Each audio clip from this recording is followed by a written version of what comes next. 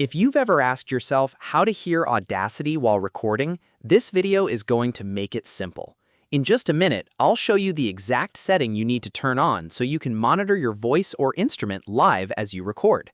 This is super helpful if you want to hear your tone, catch mistakes in real time, or just feel more confident while recording.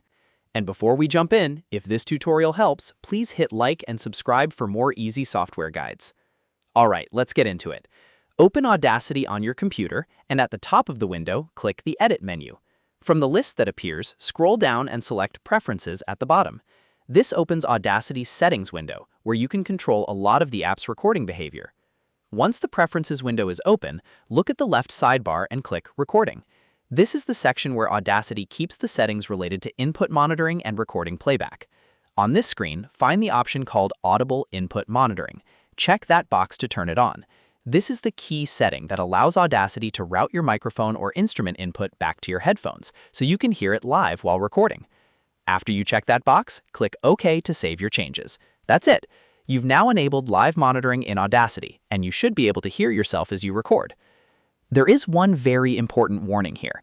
If you are not using headphones, turning this on can create a loud, high-pitched screech called feedback. So for the best results, always use headphones when monitoring audio in Audacity. That keeps the sound clean and prevents that unpleasant loop between your speakers and your microphone. So to quickly recap, go to Edit, open Preferences, click Recording, check Audible Input Monitoring, and press OK. In just a few clicks, you can hear Audacity while recording and make your workflow a lot smoother.